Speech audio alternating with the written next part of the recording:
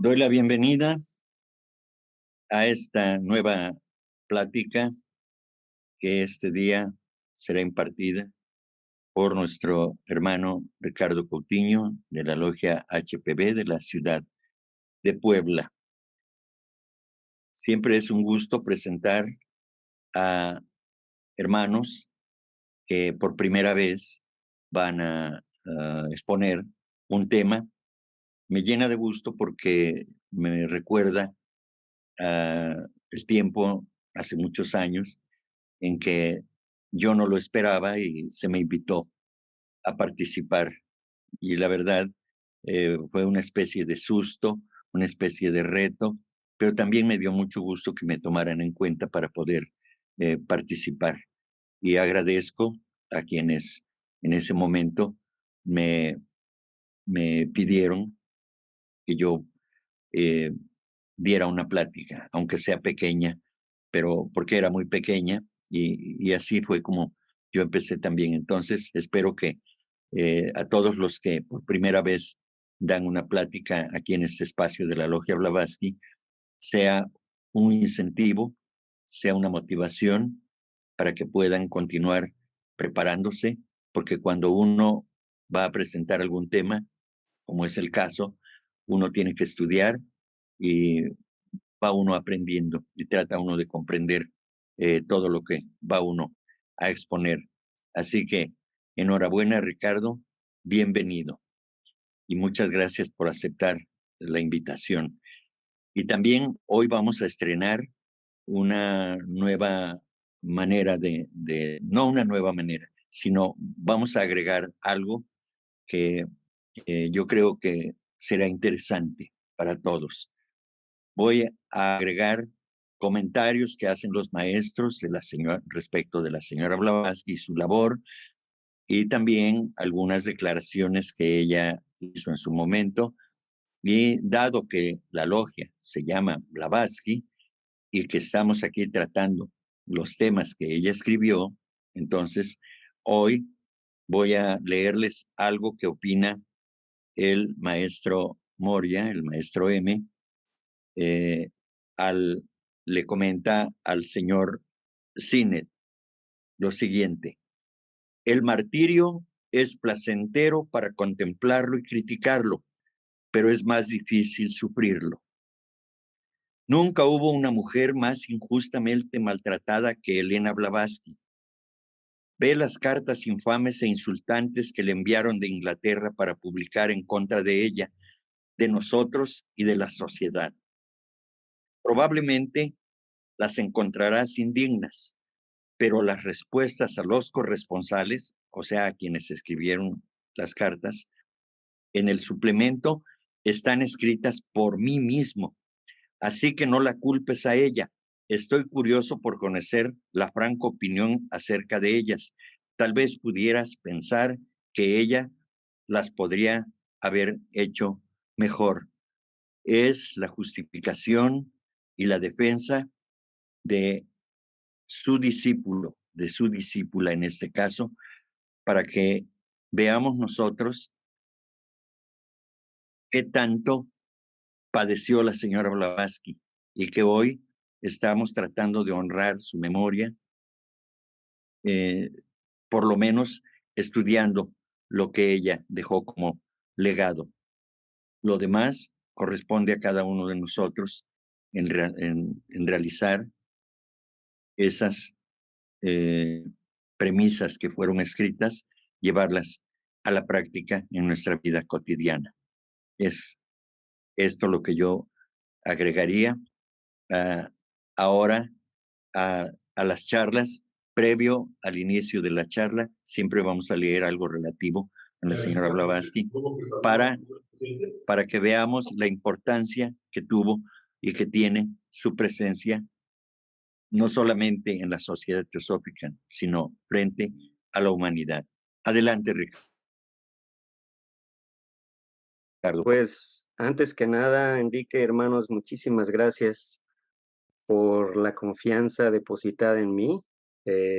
Créanme que me honra mucho estar frente a ustedes porque es una ocasión verdaderamente especial para mí.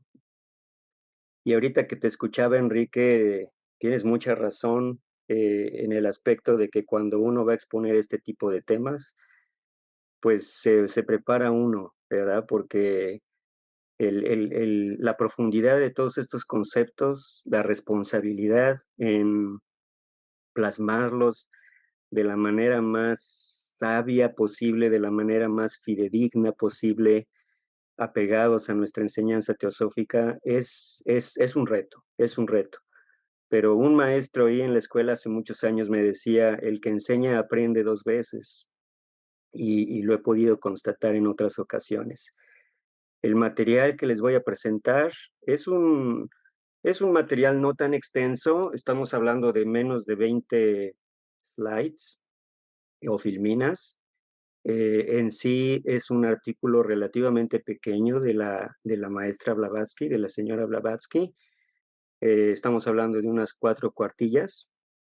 El texto original, que fue en inglés, y está traducido al español y seguramente a otros idiomas, pero aun cuando el título, el progreso espiritual, y cuando pensamos en el progreso espiritual y el desarrollo espiritual, imagínense todo lo que podemos nosotros como estudiantes de teosofía pensar con respecto a este tema, ¿eh?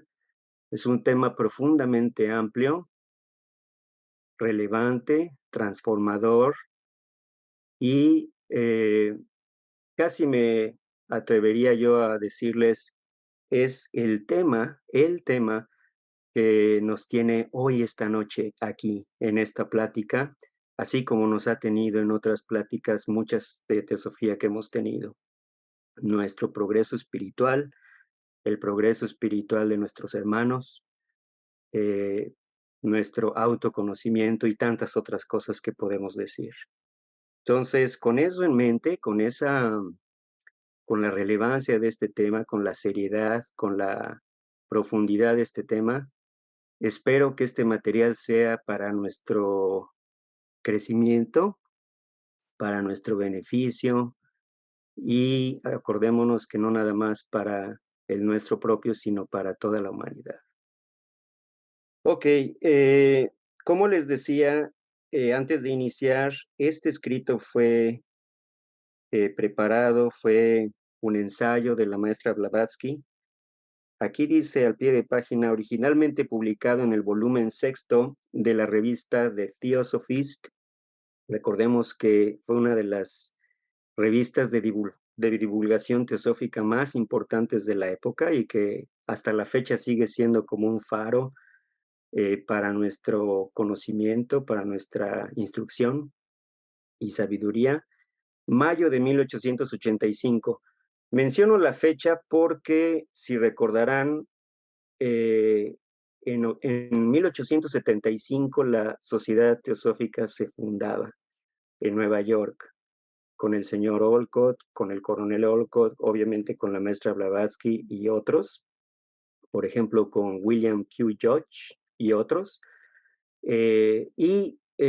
Me parece relevante mencionarlo porque estamos hablando de solamente 10 años después de fundada la Sociedad Teosófica formalmente, y van a ver por qué lo digo, porque va a tener todo un contexto este escrito. Pero sin más, avancemos a la primera filmina.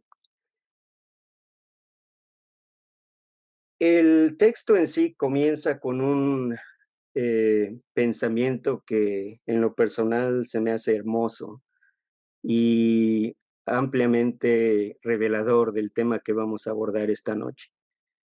Este pensamiento fue de un poema de una poetisa británica de nombre Christina G. Rossetti. G es por Georgina, era su segundo nombre. Nacida en 1830 y desencarnada en 1894. No sé si esta poetisa fue teósofa o no, pero por las fechas podemos decir con absoluta certeza que fue contemporánea de la señora Blavatsky, y por lo que pude investigar de esta poetisa, pues era una poetisa famosa cuando la señora Blavatsky vivía. al menos en Inglaterra, ella fue inglesa. Y dice así su poema, que tal vez es el extracto de un poema, tal vez no es todo el poema, pero al menos un extracto. Dice: asciende el sendero hasta el extremo mismo de la cima, así es, hasta el final mismo, y demora la jornada la totalidad del día, desde la mañana hasta la noche, amigo mío, de Cristina Rossetti.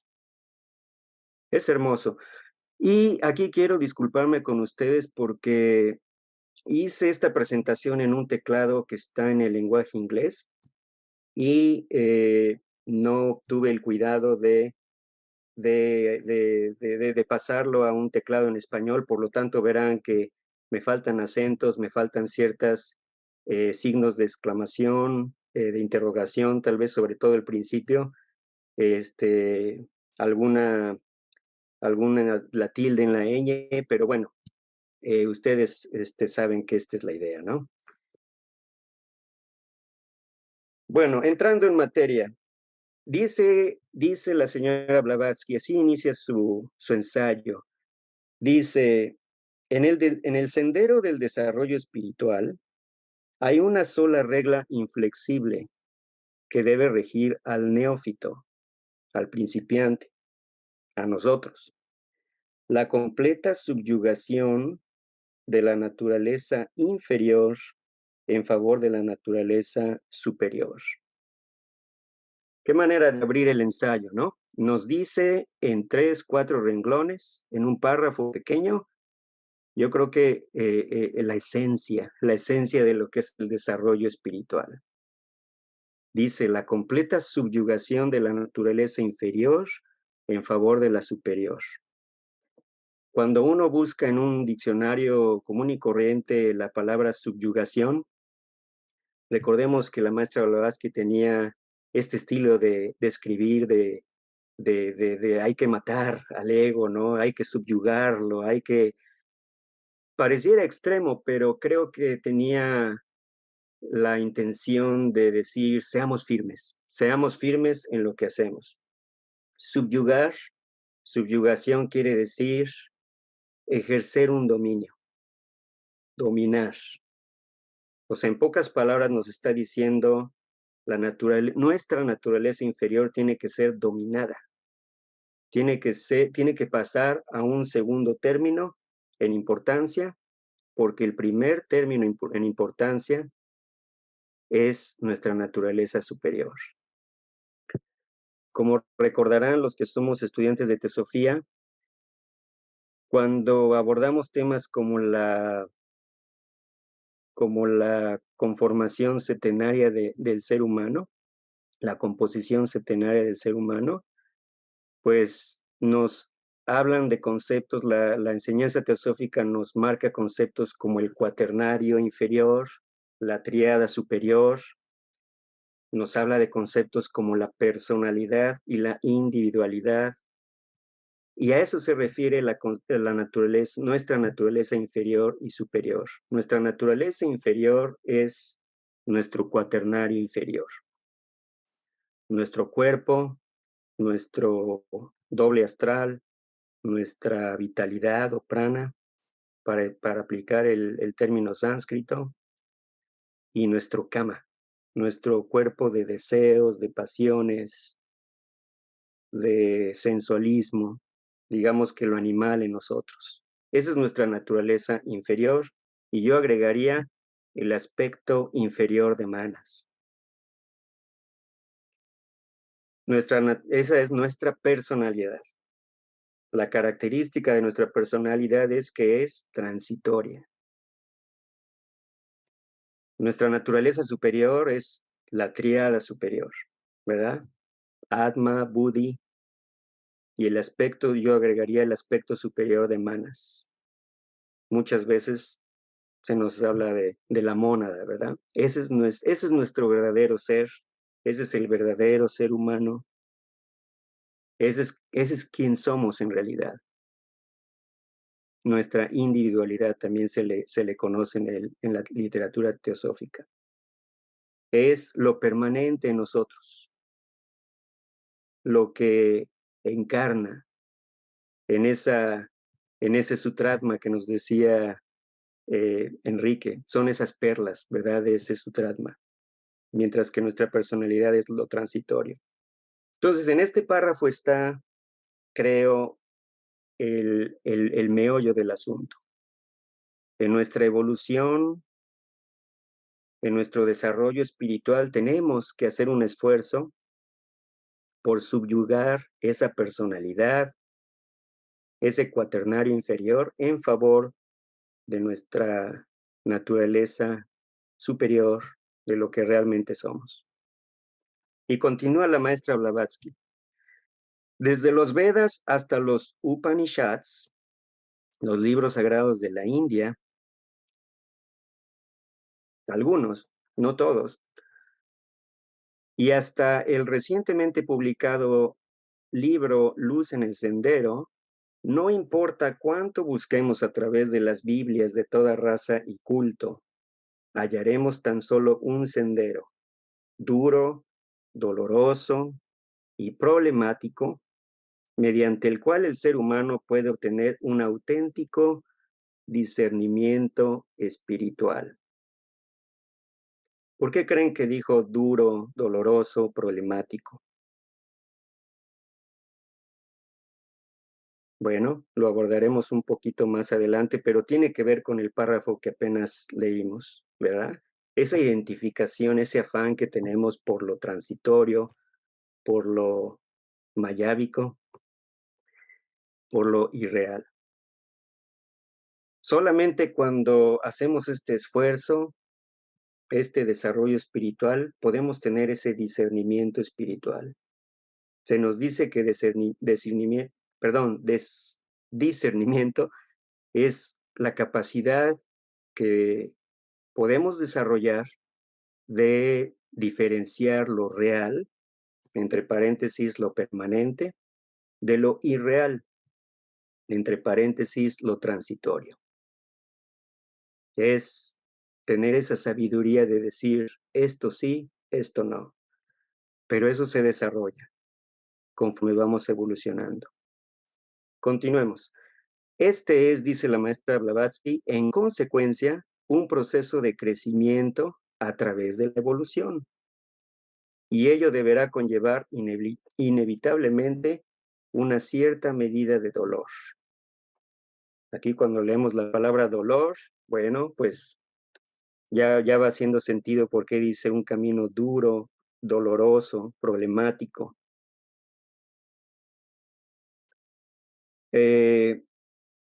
Recordemos que la gran enseñanza del señor Buda, gran parte de su enseñanza está basada en el tema del dolor, ¿verdad? ¿Se acuerdan de las 4 nobles verdades? Donde en pocas palabras nos dice el dolor está siempre en nuestras vidas. Tiene causas y se puede cesar. Pero siempre hay dolor en nuestras vidas. ¿Por qué? Porque pues tenemos mucha ignorancia y ese precisamente es el sendero de desarrollo espiritual. Sigamos profundizando. La siguiente Firmina dice, la causa principal del dolor yace en nuestro perpetuo afán de buscar lo permanente en lo transitorio. Otra vez las palabras permanente y transitorio. Discernimiento espiritual. Buscar lo permanente en lo transitorio. Y no solo buscar, sino además actuar como si ya hubiéramos hallado lo inmutable en un mundo donde una de las cosas que podemos anticipar con certeza es el cambio constante. Es decir, en nuestra vida, pues nos identificamos con las formas, ¿verdad? Ya lo decía Enrique apenas ahorita la clase pasada. Por nuestra ignorancia, por nuestro nivel evolutivo actual, pues el grueso de la humanidad, desde luego yo incluido, fácilmente nos nos identificamos con la forma y somos materialistas, ¿verdad? Unos más, unos menos, pero es un arrastre muy grande que tenemos todavía con el mundo de las formas, con el mundo material. Pero es transitorio, no es lo permanente.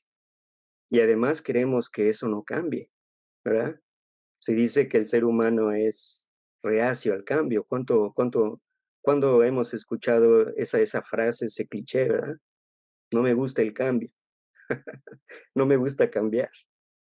Sin embargo, el cambio es constante. Si algo podemos afirmar en esta vida con certeza, es que nuestra vida cambia. Y todo cambia. Sabemos también por una enseñanza teosófica acerca de la ley del movimiento.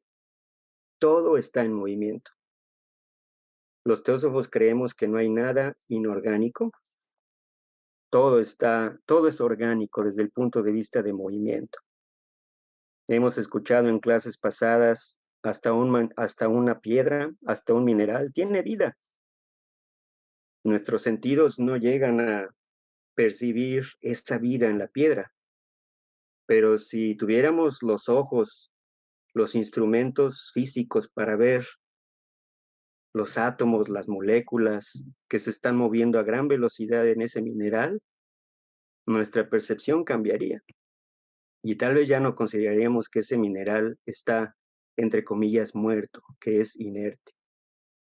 Y así como en las piedras, ya no se diga con todos los seres vivientes, insientes, animales, plantas, nosotros, ya no se diga con los planetas, con el universo, con las estrellas, todo está en movimiento. Los budistas, por ejemplo, uno de los grandes temas, conceptos del budismo es la impermanencia. Cuando no entendemos la impermanencia, sufrimos, porque queremos que, ejemplo, si nos va bien, que sigamos experimentando esa, entre comillas, felicidad. En el momento en que cambia y tenemos algún revés de fortuna, de salud, de lo que sea, tenemos ese dolor, sufrimos. Por eso para ellos es tan importante entender, y para nosotros, entender la impermanencia. Ellos hablan, por ejemplo, de ecuanimidad, que nuestras emociones sean las mismas en las buenas y en las malas. Alguien por ahí decía, nuestra vida es como la bolsa de valores. No podemos estar siempre arriba, tampoco abajo. Nuestra vida es un vaivén. A veces estamos arriba, a veces estamos abajo, pero hay que ser ecuánimes, hay que tratar de ser pacientes y ecuánimes en los dos estados de nuestras vidas, ¿verdad? Bueno, ya me estoy saliendo un poquito del tema, pero ¿qué les parece este tema? De que sufrimos porque nos identificamos con lo que cambia y no queremos que cambie. Dice, el objetivo del aspirante que desea lograr sabiduría espiritual es el acceso a un plano más elevado de existencia, un plano más elevado de conciencia.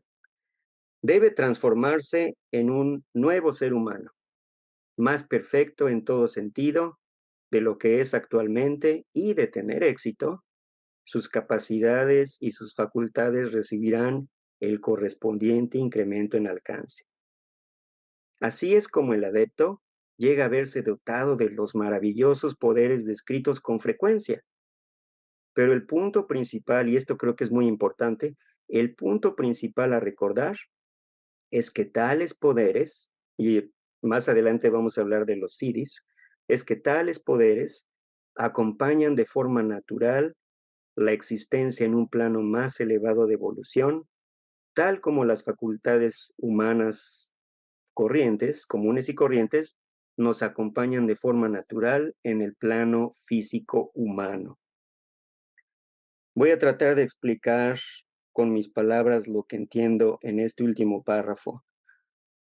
Me puse a pensar en una analogía y dije, bueno, Vamos a tratar de compararnos nosotros como seres humanos con un animalito, con un hermanito inferior.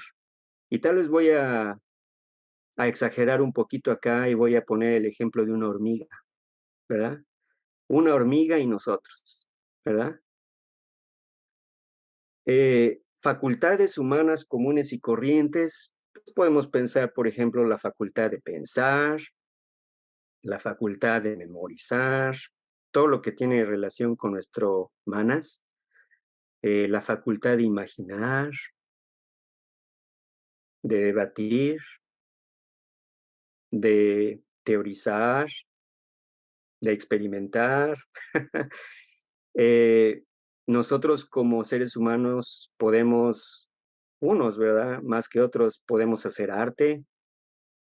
La pregunta es, ¿nuestro amigo, nuestra amiga hormiga lo puede hacer? ¿Puede hacer arte? ¿Puede memorizar? ¿Puede pensar? Tal vez sí, pero en un estado muy, muy, muy, muy, muy primitivo y seguramente no todo. Es decir, por algo nosotros estamos en este reino humano y hemos pasado por otros reinos anteriores. Pero el punto que quiero decir aquí es, nosotros como seres humanos ya tenemos facultades relativas correspondientes a nuestro reino humano que hemos desarrollado a través de la evolución, los cuales nuestra pequeña hormiguita, pues no, porque todavía están latentes en ella, pero faltan muchos eones para que eso pase, según lo que podemos interpretar de las enseñanzas. Pero también así como es arriba es abajo. Aplicando esta misma analogía, si nosotros nos queremos comparar con nuestros hermanos superiores, con los adeptos, con nuestros maestros de sabiduría, imagínense, así como la hormiga no se imagina el potencial y la realidad que un ser humano puede hacer, de pensar, de hacer arte, de teorizar, de memorizar, de imaginar. Imagínense qué poderes que llamamos sobrenaturales, supranaturales, tienen los maestros de sabiduría, los adeptos, pero que lo han hecho por su propio esquema de evolución, porque lo han trabajado, no se les da de gratis, lo han merecido, lo han trabajado. Entonces, así es, el adepto en su estado evolutivo, pues tiene poderes que ya son correspondientes a su plano de conciencia, de existencia, que nosotros no, pero tenemos la potencialidad de hacerlo. Seguimos.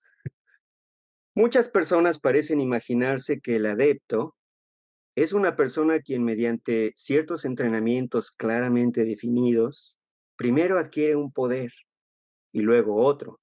Y cuando ya ha adquirido un cierto número de poderes, de ahí en adelante se le puede considerar como un adepto. Actuando sobre la base de esta idea equivocada, se imaginan, estas personas se imaginan que lo primero que hay que hacer para la obtención del adeptado es adquirir poderes. Es decir, y pone aquí la maestra Blavatsky unos ejemplos, la clarividencia y el poder de salir del cuerpo físico y viajar a distancia. Estas últimas se hallan entre las posibilidades que más les fascinan.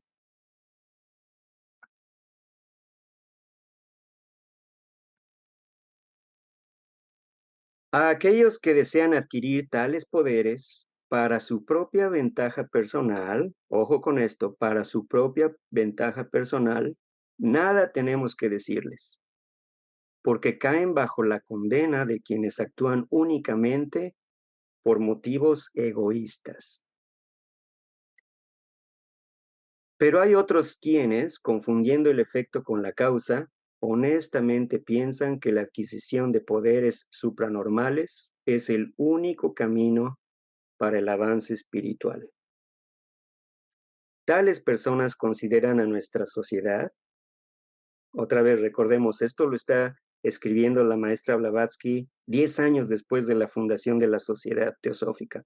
Tales personas consideran a nuestra sociedad meramente como un medio que les permitirá ganar conocimiento en esta dirección, es decir, como un medio para obtener estos poderes supranormales, pensando que se trata de una especie de escuela académica de ocultismo, una institución establecida para lograr facilidades para la instrucción de futuros hacedores de milagros.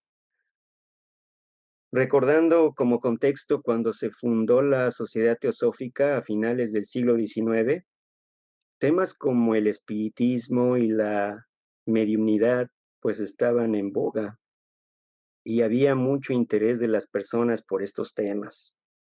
Lo hemos escuchado en otras clases. Por lo tanto, cuando se funda la Sociedad Teosófica, pues muchas personas erran y equivocan el objetivo y además pues por ignorancia, sumidos en otra vez en nuestra énfasis en nuestra personalidad, en lo transitorio, pues hubo muchas personas que se fueron con la finta, ¿verdad? Y que creyeron que la Sociedad Teosófica iba a ser una escuela de milagros, una escuela de magia. Y más adelante vamos a ver que hay varias cartas de los Mahatmas, de nuestro queridísimo maestro KH y M, hacia los señores Sinet y Hume, que abordan esta problemática y que les corrigen la plana, porque Hume y Sinet pues estaban de alguna manera necios de, de considerar a la Sociedad Teosófica como una escuela de magia, ¿no? En pocas palabras. Y los maestros de sabiduría dicen, no, no va por ahí. Y ahorita lo vamos a ver. Entonces, imagínense, ubiquémonos en esos años donde la Sociedad Teosófica tiene apenas 10 años de fundada, en ese contexto cultural y de la sociedad como estaba, las expectativas de las personas. Y bueno, a veces yo me pregunto, esto sucedió hace casi 150 años. Y sin embargo, hoy creo que ha cambiado muy poco, desafortunadamente. Sigamos con la plática. Dice la señora Blavatsky, la Sociedad Teosófica, no fue fundada para enseñar nuevos y fáciles senderos, destinados a la adquisición de poderes. Y su única misión consiste en volver a encender la antorcha de la verdad, tanto tiempo extinguida para todos, salvo para unos pocos, y mantener viva la verdad mediante el establecimiento de una unidad fraternal del género humano. Aquí está la señora Blavatsky corrigiendo plana, ¿verdad? Siendo clara, enfática en decir, para esto se fundó la Sociedad Teosófica. Unidad fraternal del género humano, para volver a encender la antorcha de la verdad, mantener viva la verdad, dice, no como una escuela de magia, para que podamos fácilmente y por atajos obtener esos poderes y luego empezar a hacer milagros y por ego y bueno, por magos negros, ¿no? La Sociedad Teosófica, de hecho, desea promover el desarrollo espiritual de cada individuo que se acoja a su influencia. Pero sus métodos son los mismos de los antiguos rishis y sus principios los del antiguo esoterismo. Y pongo la palabra rishis en rojo porque la vamos a definir, es un término sánscrito y ya hemos escuchado este término de rishis y seguramente muchos de ustedes ya lo tienen muy ubicado, pero no está de más ver la definición. Esta definición viene del glosario teosófico, es una palabra de origen sánscrito y dice, los rishis son adeptos inspirados o iluminados. O sea, son Budas, ¿no? En la literatura védica se emplea este término para designar aquellos personajes por medio de los cuales fueron revelados los diversos mantras.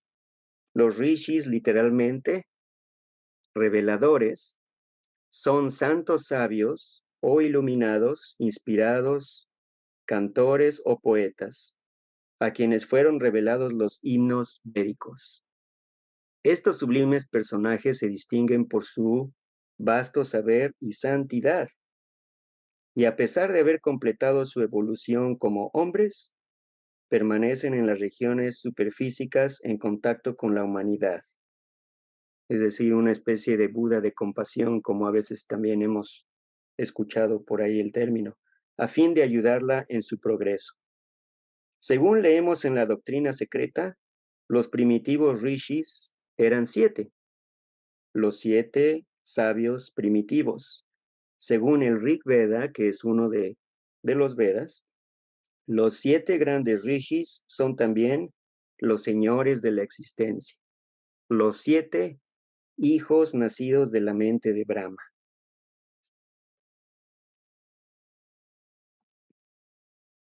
Ok, entonces, recordando lo que nos dice la maestra Blavatsky, dice, la sociedad teosófica desea promover el desarrollo espiritual de cada individuo que se acoja a su influencia, pero sus métodos son los mismos de los antiguos rishis.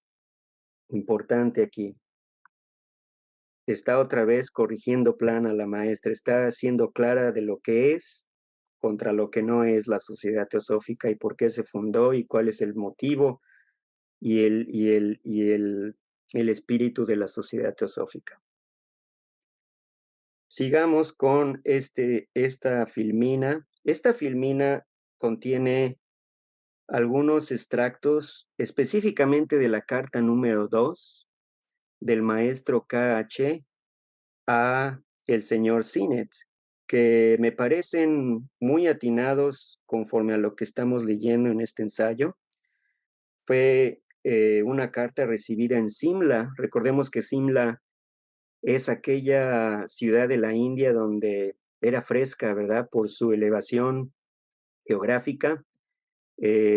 Muchas personas se iban ahí huyendo del calor sofocante de la India. Entonces, muchas de estas cartas se recibieron en la ciudad de Simla, 19 de octubre de 1880, es decir, 5 años antes de cuando la maestra Blavatsky escribió este artículo en 1885. Y vean lo que dice aquí el maestro Kach. Igual, otra vez, son extractos, ¿verdad? La carta es un poco larga, pero dice el maestro KH al señor Sinet, sus motivos son egoístas, porque usted tiene que darse cuenta de que el objetivo principal de la sociedad teosófica no es tanto satisfacer aspiraciones individuales, como servir a nuestros semejantes. Las aspiraciones más elevadas en pro del bienestar de la humanidad van teñidas de egoísmo si en la mente del filántropo se oculta la más mínima sombra de deseo por el beneficio personal, es decir, la más mínima sombra de egoísmo. Usted ha discutido siempre para rebatirla la idea de una fraternidad universal, desconfiando de su utilidad y aconsejando reformar la sociedad teosófica sobre la base de una escuela para el estudio especial del ocultismo. Ojo, esto, mi respetado y estimado amigo y hermano, no se hará nunca, dice el maestro KH al señor Sinet. Otra vez, hermanos, se lo está diciendo a Sinet y también se lo dijo a Hume en otras cartas y en otros momentos, pero de alguna manera estos dos señores pues representaron en ese momento al género humano, ¿verdad? Que estábamos leyendo mal el motivo por el cual se estaba fundando la sociedad teosófica y otra vez embelesados en nuestra personalidad, en lo transitorio, pues, queríamos hacer milagros, ¿no? ¿Se acuerdan de la prueba del broche? De aquel debate que se hizo entre la señora Blavatsky y los maestros, en donde se hablaba de, pues, de hacer ciertos experimentos, pero para atraer la atención de la gente, tal vez para aumentar la credibilidad de la Sociedad Teosófica, pero, pero hubo que hacerlo con mucho cuidado. Y después al señor Sinet y al señor Hume, pues ya les estaba gustando el asunto de los milagros. Y hay una de las cartas de los maestros, por lo menos una, donde se dice de esos milagros. Cuando uno hace un milagro, digamos, para que me crean, pues el género humano, que tenemos un nivel evolutivo muy bajo, pues no nos contentamos con eso y queremos otro y otro y otro y otro. Y si no lo hace, entonces ya creemos, perdemos credibilidad en esa persona. Entonces, ese es el lado, el lado oscuro de nuestra humanidad, ¿verdad? Entonces aquí el maestro Cache está, así como la maestra Blavatsky, diciéndole a Sinet y a Hume, y yo diría al resto de la humanidad, lo que es la sociedad teosófica y por qué. En otra de las cartas, los maestros dicen, nosotros buscamos a hombres puros, a hombres buenos de corazón, a hombres morales, éticos, y que se preocupen por el servicio, por el altruismo, por la fraternidad universal. Eso es lo que queremos. Bueno, vamos a seguirle. Dice la señora Blavatsky, continúa el ensayo, dice, en este sentido, quisiéramos advertir a todos nuestros miembros y a otros que estén en la búsqueda del conocimiento espiritual, que desconfíen de las personas que les ofrezcan métodos fáciles para adquirir poderes psíquicos.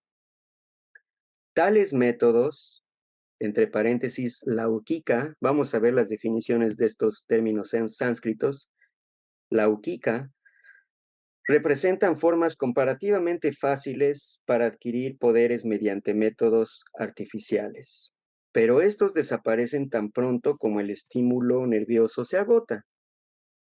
Cuando se logra la auténtica clarividencia y el adeptado, acompañados de un verdadero desarrollo psíquico, entre paréntesis, lokotara, esos poderes nunca desaparecen. Y enseguida vienen las definiciones tanto de laukika como de lokotara, dos palabras sánscritas y son, en su sentido, son opuestas.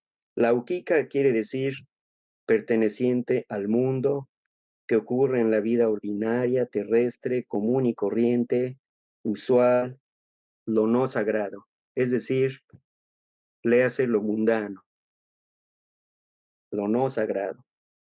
Y lokotara, en contraposición a laukika, es lo superior al mundo, que se sobrepone a lo común u ordinario, no usual, es decir, extraordinario. Este calificativo, perdón, se aplica al sistema Raja Yoga. Y recordemos que hay muchos tipos de yoga. El Raja Yoga le pone mucho énfasis a la meditación, ¿verdad? Y a los aspectos de concentración, meditación y finalmente el aspecto de samadhi, pero ese ya es tema de otra charla y de más investigación. Continúa la maestra Blavatsky. Y esto es algo importante, vean, dice, al parecer, después de la fundación de la Sociedad Teosófica, otra vez, 1875, han aparecido numerosas sociedades que desean aprovecharse del interés que la anterior, es decir, la Sociedad Teosófica, ha despertado en materia de investigaciones psíquicas. Y en su afán de obtener miembros, les prometen la fácil adquisición de poderes psíquicos.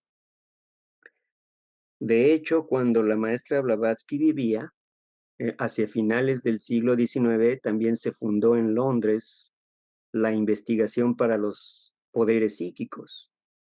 Y se hizo todo un lío porque hubieron algunos detractores de la maestra Blavatsky, que incluso la llegaron a acusar de fraude y llegaron a decir, ¿se acuerdan del matrimonio de los Coulomb, de Alexis y de Emma Coulomb y de todo el lío que se hizo porque pues calumniaron a la maestra Blavatsky, la acusaron de fraude, acusaron de que ella escribía las cartas, este matrimonio de los Coulomb, eh, trataron de engañar a la población de aquella época diciendo que habían sido cómplices de la maestra Blavatsky en ese fraude. Se hizo un lío grande. Y finalmente la maestra Blavatsky salió airosa, pero fueron unos años muy difíciles seguramente para ella, porque tenía que defenderse con la verdad de lo que estaba pasando. Pero otra vez, ese es el contexto en que estamos viviendo esto, ¿verdad? Finales del siglo XIX. Dice, durante mucho tiempo nos hemos visto familiarizados en la India con la existencia de un número de ascetas, impostores de todo tipo. Hay de todo, ¿verdad? Y tememos que haya un nuevo peligro en esta dirección, tanto aquí, es decir, en la India, como en Europa y América.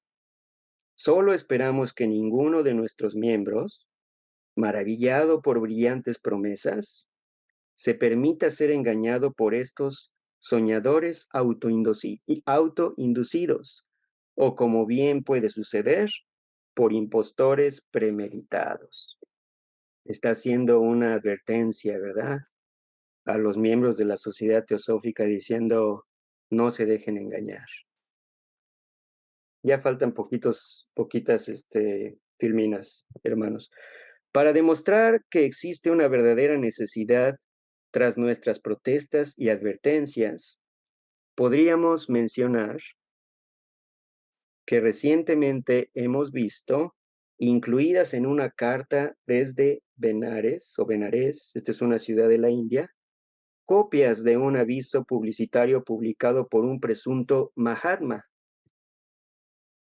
Allí solicita 8 hombres y mujeres que sepan bien inglés y cualquiera de los dialectos de la India, y concluye diciendo que, entre comillas, aquellos que deseen conocer los particulares del trabajo y del monto a pagar, deberán solicitar información a cierta dirección en un sobre con las estampillas que incluimos. Hay de todo, ¿verdad? Y pone otro ejemplo la maestra Blavatsky de los peligros, ¿verdad? De que no nos dejemos engañar. Sobre la mesa frente a nosotros yace una copia del Divino Pimander. Es uno de los libros sagrados de Hermes, publicado en Inglaterra el año pasado, y que contiene un aviso para, entre comillas, los teósofos que puedan haberse sentido decepcionados en sus expectativas de sabiduría sublime, siendo dispensada por Mahatmas indos, cordialmente invitándoles a enviar sus nombres al editor, quien les verá, después de una breve probación, admitidos en una fraternidad oculta que enseña gratis y sin reserva todo lo que estimen apropiado recibir. Como ven, estaba fuerte el tema de tratar de engañar y tratar de jalar miembros hacia otro tipo de sociedades que desde luego quedaban muy lejos de lo que la sociedad teosófica es y fue fundada para. La siguiente filmina es un extracto de otra obra de nuestra maestra Blavatsky llamada Ocultismo Práctico, que de hecho estudiamos con Enrique. Y es un extracto que también viene al tema y nos dice así: el ocultismo no es magia. Resulta relativamente más fácil aprender las artimañas del hechizo y los procedimientos para valerse de las sutiles, pero todavía materiales fuerzas de la naturaleza física, porque muy luego se despiertan las potencias del alma animal, del hombre, del aspecto cámico de nosotros, ¿no? Y prontamente se desarrollan las energías actualizadas por su amor, su odio y sus pasiones. Pero esto es magia negra o hechicería, pues únicamente del motivo depende que el ejercicio de una facultad sea maligno y negra magia, o bien magia blanca y provechoso. Cuando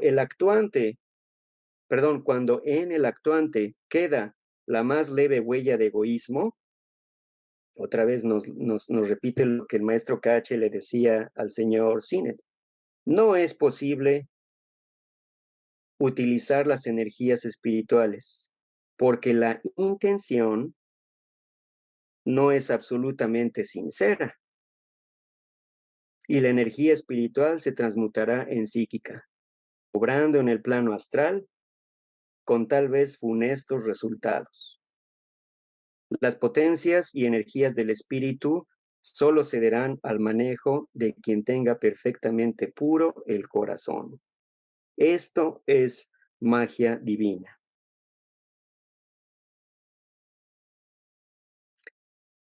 Y dice, quienes deseen adquirir el conocimiento que conduce a los siddhis, entre paréntesis, poderes ocultos, y ahorita vamos a dar una definición según el glosario teosófico, han de renunciar a todas las vanidades del mundo y de la vida. Lo veíamos en un slide anterior, las vanidades del mundo y de la vida es ese Lokotara, Laukika, y donde nos dice, no hay que ir con Laukika, hay que irnos con su opuesto, que es Lokotara. Veamos la definición de siddhis. También es una palabra de origen sánscrito, literalmente atributos de perfección, poderes fenomenales que gracias a su santidad adquieren los yogis. Facultades psíquicas, poderes anormales o extraordinarios del hombre. Por ejemplo, cuando pensamos en siddhis, pues pensamos en clarividencia, ¿no? Es tal vez el que más se nos viene a la mente. Un grupo de ellos comprende las energías psíquicas mentales inferiores, groseras. El otro requiere la más elevada educación de los poderes espirituales. Hemos hablado o hemos escuchado el término de los siddhis inferiores y los siddhis superiores. Hay una diferencia ahí. Dice Krishna en el Srimad Bhagavad, aquel que vive consagrado a la práctica del yoga, que ha subyugado, otra vez la palabra subyugado, ha dominado sus sentidos, es decir, su personalidad, y ha concentrado su mente en mí, es decir, ha puesto su mente en mí, es decir, lo espiritual, lo permanente. Krishna es un yogi a quien todos los siddhis están prontos a servir. Por cierto, la palabra sánscrita siddhi es sinónima de la voz pali iri. Es una cosa curiosa ahí.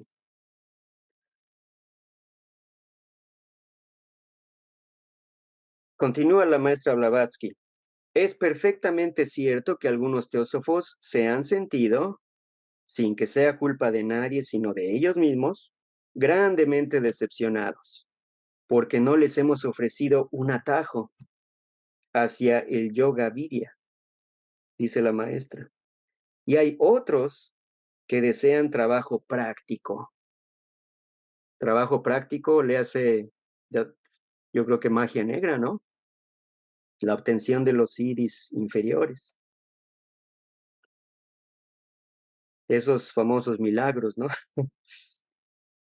Y es algo muy significativo, continuó la maestra, que precisamente aquellos que han hecho menos por la sociedad sean los más vociferantes para encontrar errores. Y aquí pongo una corta definición de Yoga Vidya, porque también es un término sánscrito, la ciencia del yoga, el método práctico de unir el espíritu de uno mismo con el espíritu universal. La palabra yoga significa literalmente unión y se usa en el sistema de Patanjali para designar la unión o armonía del yo humano o inferior con el yo divino o superior, mediante la práctica de la meditación. Es decir, es un camino de evolución espiritual, de desarrollo espiritual. Y vidya también es otra palabra de origen sánscrito, significa saber o conocimiento oculto. Y bueno, dicho sea de paso, por ahí hemos también tal vez encontrado el término Atma Vidya, que también es de origen sánscrito y significa la sabiduría verdaderamente espiritual y divina. Entonces, dice la maestra Blavatsky, algunos teósofos se han sentido desilusionados porque no les hemos enseñado un atajo hacia el yoga vidya. Y recordemos, en las primeras filminas decía, el sendero espiritual es problemático, es duro, es largo, es escarpado, no hay atajos, no es fácil. Entonces, por eso se sienten decepcionados, porque hay un significado erróneo de lo que el conocimiento espiritual y el desarrollo espiritual implica. Penúltima filmina. Continúa la maestra, dice, sería bueno que los miembros de cada rama unificaran sus mentes y consultaran seriamente respecto de qué pasos tangibles deben darse para llevar adelante los objetivos declarados de la sociedad. Recordemos que hay 3 objetivos declarados de nuestra sociedad teosófica. En demasiados casos, los miembros de la sociedad teosófica se contentan con un estudio más o menos superficial de sus libros, sin realmente efectuar una verdadera contribución a su actividad de trabajo. Si la sociedad va a ser un poder para el bien en esta y en otras tierras, léase en la India y en otras tierras, tal resultado puede ocurrir solo mediante la cooperación activa de cada uno de sus miembros y de todo corazón apelamos a cada uno de ellos, a cada uno de nosotros, para que consideremos cuidadosamente las posibilidades de trabajo que se encuentren a nuestra disposición. Y una vez realizado esto, proceder a llevarlas a cabo con determinación. El pensamiento correcto es algo bueno, pero pensar solamente no cuenta mucho, a menos que el pensamiento se traduzca en acción. Otra vez, es un llamado de la maestra Blavatsky a hacer algo más, en un tiempo donde la sociedad teosófica se había fundado recién y donde había que apuntalarla, ¿verdad? Porque habían muchos peligros, como ya hemos visto, de estos detractores y personas que estaban entendiendo mal, entre ellos el señor Sinner y Hume. No existe un miembro en la sociedad teosófica que no sea capaz de hacer algo para ayudar a la causa de la verdad y la fraternidad universal. Y de ahí saltamos a la última, ahora sí es la última filmina, y concluye la maestra, por sobre todo, quisiéramos reiterar el hecho de que la sociedad no es un jardín infantil para adeptos incipientes. No se puede proveer profesores para que vayan por todos lados dando instrucción a varias ramas sobre diferentes temas. Las ramas deben estudiar por sí mismas. Hay que conseguir los libros y los diversos miembros de las ramas deben poner en práctica el conocimiento que se obtenga de ellos. Es decir, tenemos que hacer el esfuerzo no nada más de leer, de meditar lo que nos dice la maestra y los demás instructores teosóficos, tenemos que hacer el esfuerzo de poner en práctica el conocimiento, que es lo que nos va a dar la verdadera sabiduría espiritual, nos va a ayudar a obtener el discernimiento espiritual y nos va a hacer crecer. Recordemos en esa dirección de subyugar nuestra personalidad en favor de nuestra individualidad, en favor de nuestra naturaleza superior. Urgimos enfáticamente, dice la maestra Blavatsky, a adoptar este proceder. En consecuencia, recomendamos a los miembros que traten por sí mismos. Es decir, tenemos una responsabilidad como miembros, como estudiantes de teosofía, debemos de tratar por nosotros mismos, que no decaiga el ánimo, tenemos que hacer más por la sociedad teosófica, más que nada más leer los libros y la literatura teosófica. Tenemos que hacer mucho esfuerzo para aquilatar y hacer una realidad nuestro progreso espiritual. Y por último, recordar, hermanos, recuerden que hay que hacer el esfuerzo, que esto no tenga un ápice de egoísmo. No lo hacemos por nosotros, o más bien diría, sí lo hacemos por nosotros, pero ese no es el bien último. El bien último es que seamos un faro de esa verdad que la maestra Blavatsky, con tanto ahínco, quiso volver a traer. Dice ahí el ensayo para los pocos. Y con eso cierro, hermanos, y espero que esto haya sido de utilidad y espero que si hay alguna pregunta yo pueda contestarla y si no, pues eh, escribiré la pregunta y prometo investigar más y volver con ustedes o tal vez Enrique nos pueda apoyar o entre todos hagamos una enseñanza muy valiosa. Muchas gracias, hermanos. Muchas gracias. Eh, Muy rica exposición en datos aclaratorios que nos permiten dirigir nuestra atención en lo que es importante en este progreso espiritual. Un progreso espiritual que no está, digamos, encaminado por las aspiraciones simples, sino que debemos practicar. Eso es lo que nos va dando la oportunidad de verdaderamente tener un progreso espiritual. Es decir, que si nuestras energías son encaminadas no al conocimiento de las leyes que rigen nuestras vidas, que rigen a los universos,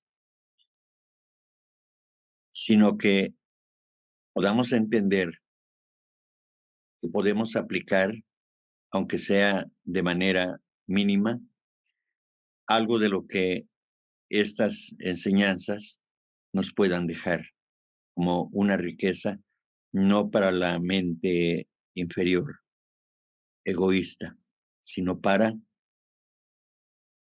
albergarla, para guardarla y poder utilizarla a través de la mente superior, nuestro verdadero ser, y que ese verdadero ser no conoce el egoísmo, y que en la medida que podamos ir despertando esa capacidad, nos iremos espiritualizando, iremos progresando efectivamente.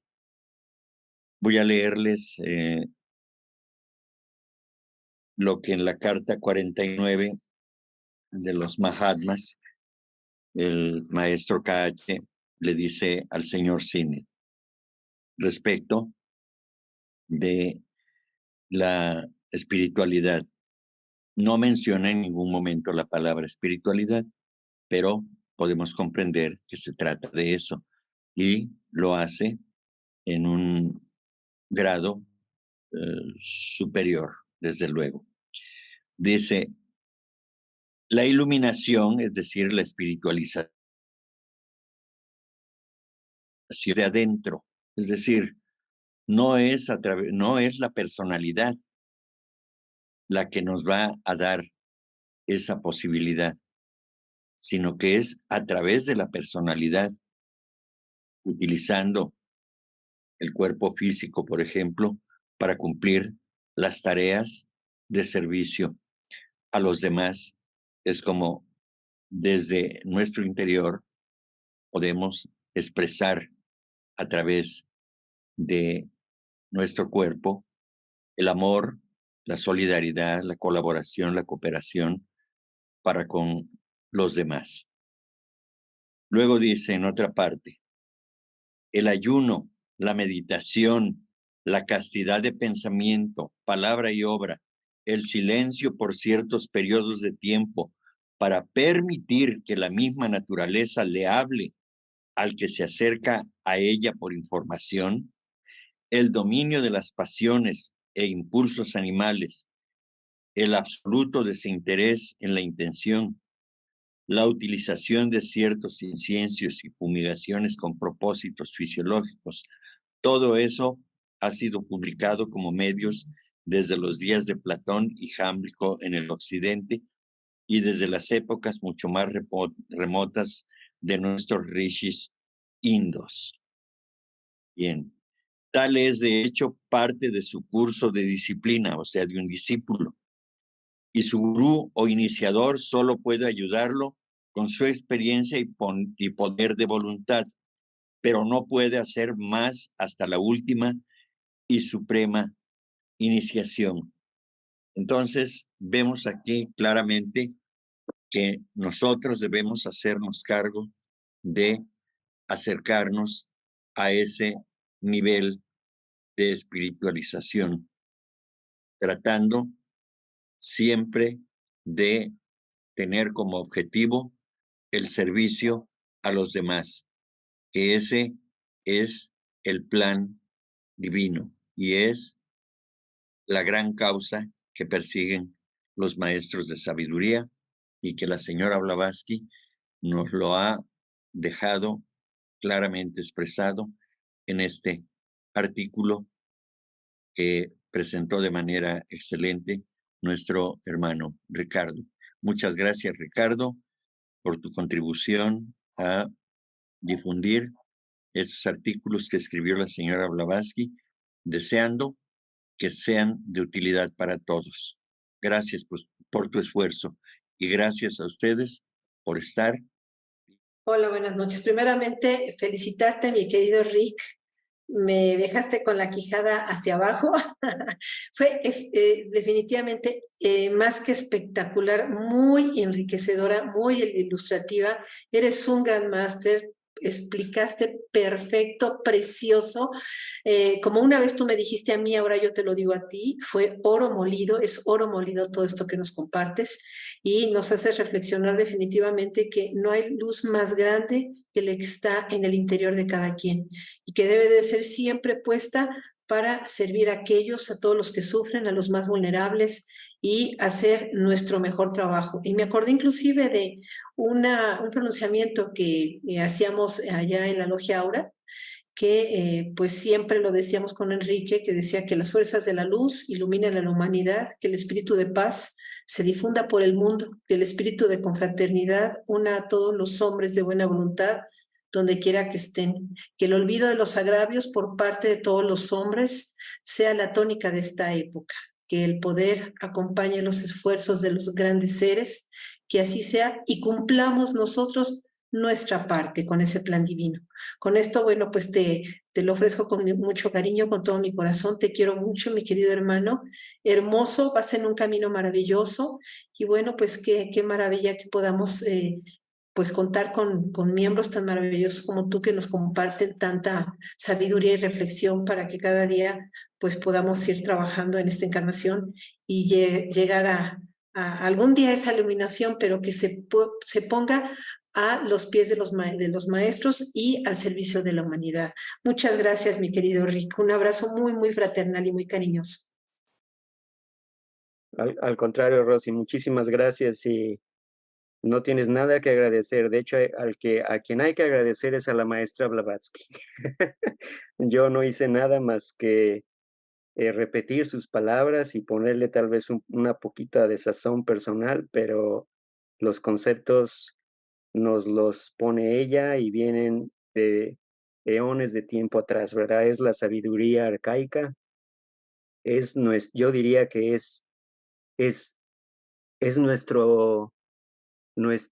diría yo, nuestra hambre interior de identificarnos con lo que realmente somos, con lo que realmente somos. Pero como decía Enrique en la clase pasada, pues nos vamos con la finta de malla, ¿verdad? Porque es lo que hemos practicado más por el estado evolutivo en donde estamos. Pero bueno, eventualmente vamos a llegar, podemos ayudarnos, podemos acelerarlo un poquito, en eso andamos, todos andamos en el mismo camino. Hola, buenas noches a todos. Buenas noches, Ricardo. Muchísimas gracias por la información. Estuvo muy bonita. Nada más quiero ver si tú me pudieras contestar tres preguntas que tengo. La primera, este camino de espiritualidad, pues prácticamente es un poco difícil, ¿no? Sobre todo porque nos ponen cada día pruebas en la cual pues tenemos que fortalecer, ¿no? Nuestro espíritu. ¿Tú crees que este fortalecimiento de espíritu nos lleve a tal grado de liberación? Sí, desde luego no lo vamos a conseguir en una vida, estimada Patti. Decía Enrique, no recordamos nuestras vidas pasadas, ¿verdad? Porque en el nivel evolutivo donde estamos, el grueso de la población, desde luego yo incluido, pues no tenemos ese nivel de adaptado, desde luego, o de pureza o de evolución espiritual para recordar nuestras vidas. Si lo pudiéramos recordar, pues yo creo que seríamos mucho más conscientes del esfuerzo que nos ha tomado llegar hasta acá. Han sido eones de tiempo, ¿verdad? Que hemos estado en nuestro peregrinaje para llegar hasta acá y nos falta mucho más. Entonces, como decía la maestra Blavatsky en ese primer párrafo, hay que subyugar nuestra personalidad, lo transitorio de nosotros, lo mayábico en nosotros, y hay que ponerle atención a lo que realmente importa, que es nuestro verdadero ser, a través de, yo diría, a través de manas. Yo creo que aquí nuestro gran aliado y nuestro gran regalo es manas. Eh, Recordemos esos dos aspectos de manas, ¿verdad? Uno que ve hacia abajo, hacia cama, y el otro que quiere ver hacia arriba, inspirado por la luz de Budi. Ahí es donde creo que está el meollo del asunto. ¿Cómo nos vamos a espiritualizar? ¿Cómo vamos a sutilizar nuestras emociones, nuestros pensamientos, nuestros acciones, a través de ese estar consciente? Es una herramienta, ¿no? Por ejemplo, la meditación es una herramienta para hacernos más conscientes de eso, para poco a poco darnos cuenta y mejorar. Entonces, para tratar de responder a tu pregunta, sí. Eh, el mismo señor Buda, el iluminado, el que despertó, pues a base de mucho trabajo, llegó a donde llegó. Y yo diría, sigue desarrollándose. Nos va a costar eones de tiempo, pero no por eso nos vamos a rendir. No por eso vamos a tirar la toalla y decir, bueno, pues es muy difícil. O como hemos escuchado muchos, de muchos o de personas, muy lamentablemente, nada más se vive una sola vez y hay que hacer de las nuestras porque no se va a repetir. Otra vez, ¿no? Son niveles de evolución. Hay que entender que así es. Nosotros que tenemos el privilegio de estar en estas charlas, que bebemos de teosofía, que nuestra teosofía es una brújula bella porque nos permite transformar nuestras vidas, nos permite tomar las riendas de nuestro sendero espiritual, de ese progreso espiritual, nuestro desarrollo espiritual, a través de todas estas herramientas, a través de conocernos mejor a nosotros mismos.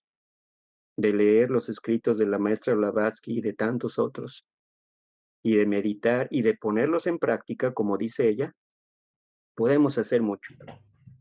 Que no nos sorprenda la muerte en un día donde lamentemos que nuestra vida pasó y no hicimos nada, que desperdiciamos el tiempo y que se nos fue entre las manos.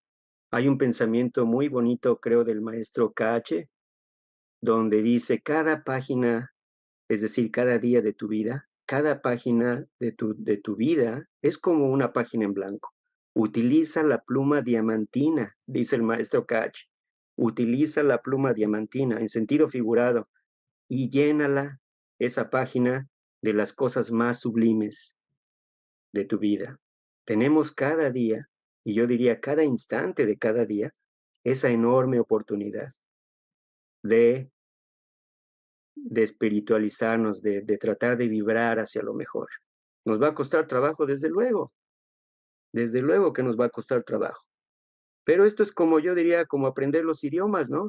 El primero nos costó mucho, el segundo viene más fácil, el tercero todavía más fácil. Mientras más tengamos herramientas, mientras más pongamos estos conceptos en práctica, yo creo que en teoría nos va a resultar más fácil, más fácil. En todo momento estaremos probados, sí, pero creo que también vendrá el gozo de transitar el camino más conscientemente y otra vez más para servicio de nuestros semejantes.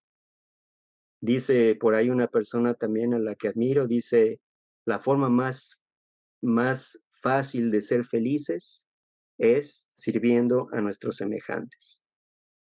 Y pensemos en eso.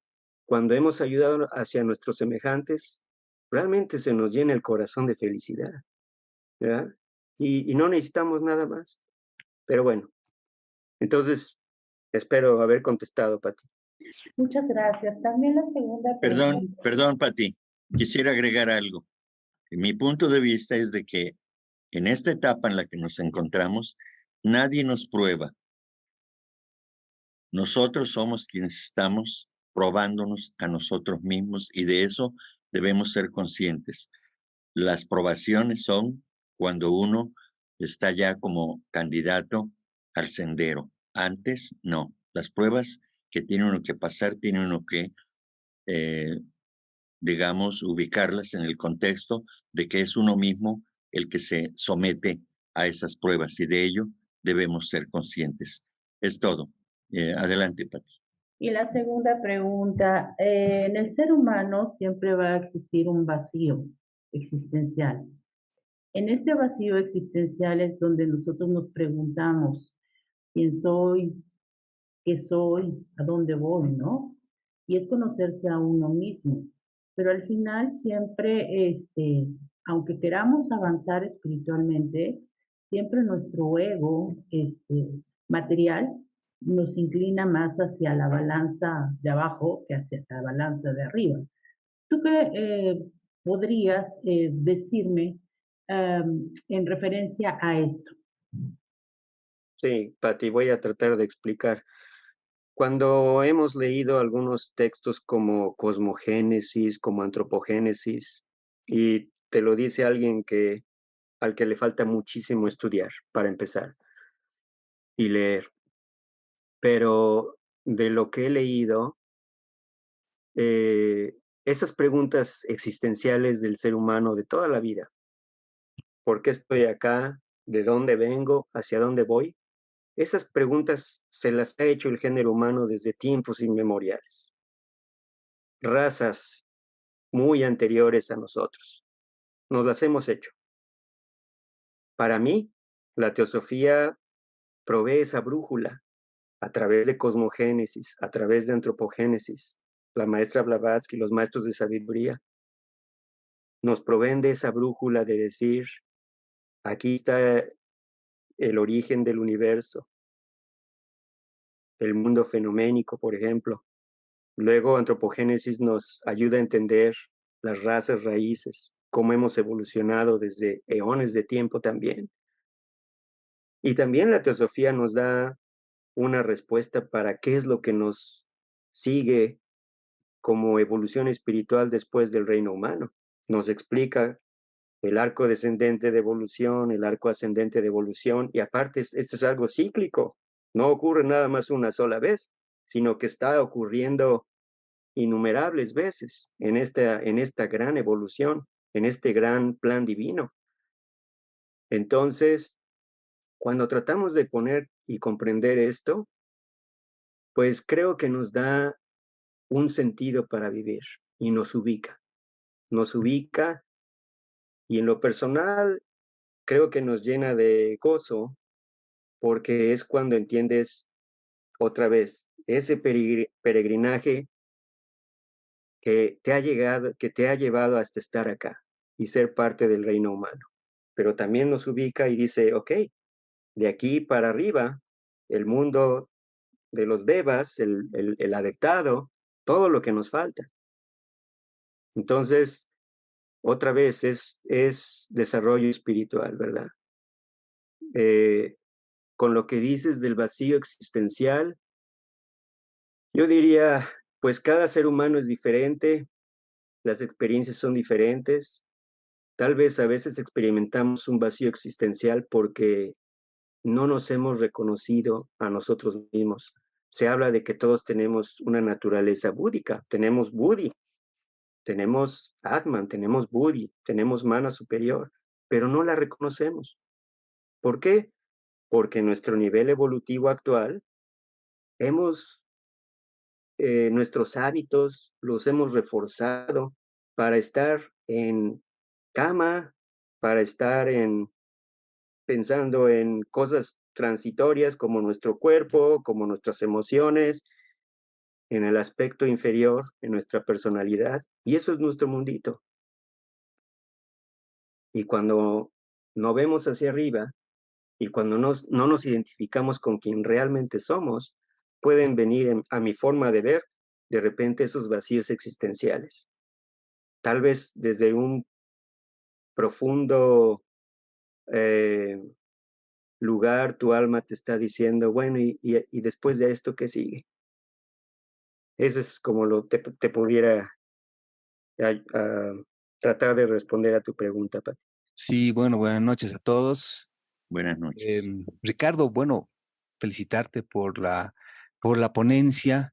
Siendo tu primera ponencia, es espectacular, me parece espectacular no solamente por la facilidad de comunicación que tienes, sino porque uno puede leer muchos libros, especialmente en teosofía, y cuesta entender. Y lo que tú explicabas me gustó por la claridad del contenido, ¿no? Y el mensaje. Te felicito. Y acotando lo que dijo Enrique al principio, ¿no? Todos hemos empezado y es difícil, no es fácil. Eh, uno es normal que uno no entienda todo y tenga miedo, pero lo importante es ir adelante. Algún hermano acá en Bolivia me decía, la teosofía es como el agua, tiene que fluir, no se puede quedar en uno solo. Entonces, si uno recibe algo, tiene que darlo también. Es parte, creo, de una ley natural, algo así. Entonces, te felicito, Ricardo. Voy a hacer corta mi participación porque hay otras personas que quieren hablar y sigue adelante y que no sea la última conferencia, ¿no? Gracias. Muchísimas gracias, José José Luis. Luis. Te agradezco mucho. Querido hermano Ricardo, pues únicamente para agradecer el sazón, así como por ahí comentaste, el sazón tan bueno que todos acabamos de degustar de esas palabras, con esas breves intervenciones, pero concisas y puntuales, de lo que realmente es el conocimiento espiritual, que pues bueno, con ese aderezo que le estás poniendo, de verdad que ahora sí que dan ganas de echarle más ganas, ¿no?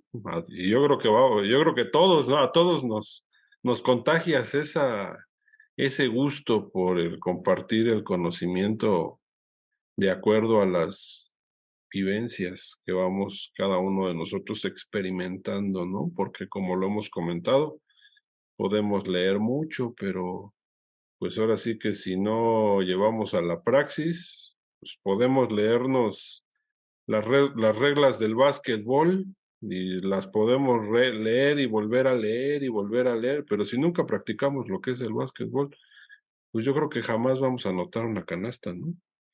Entonces, pues muy claro, muy conciso. Gracias. No hay otras palabras más que decir gracias. Gracias.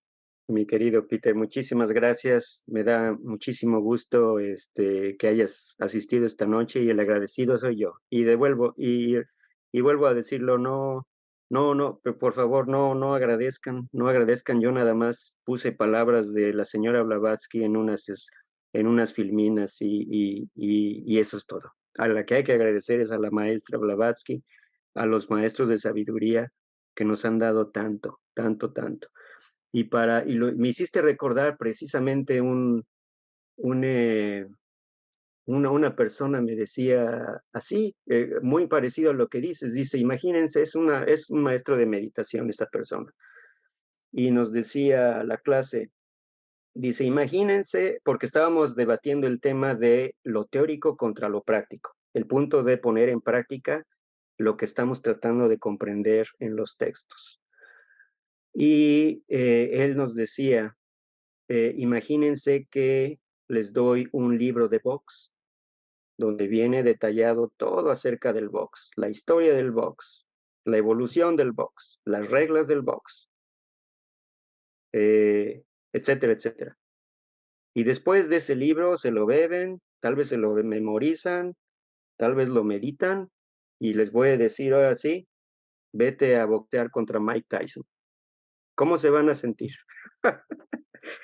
Y aunque si quieres, muy mundano el ejemplo, nos ilustra la diferencia entre la práctica y la teoría. Una cosa es nada más leer, como dice otra vez la maestra Blavatsky en este artículo, en este ensayo, una cosa nada más es leer los libros de teosofía y quedarnos con su conocimiento superficial y tal vez darnos la palmadita de que, ay, sí, estás aprendiendo, estás leyendo. Ahí vas, estudiante de teosofía, qué bueno. Pero otro desafío es, bueno, ponlo en la práctica, ponlo al servicio de tus semejantes. Y bueno, yo te puedo asegurar, y te lo dice alguien que todavía le falta mucho, yo te puedo asegurar que esa práctica es más rica que la teoría. Pero bueno, en ese camino andamos, mi estimado Peter. Muchas gracias. Con esto, les agradezco su participación, su presencia, su paciencia y les deseo la mejor de las noches a todos.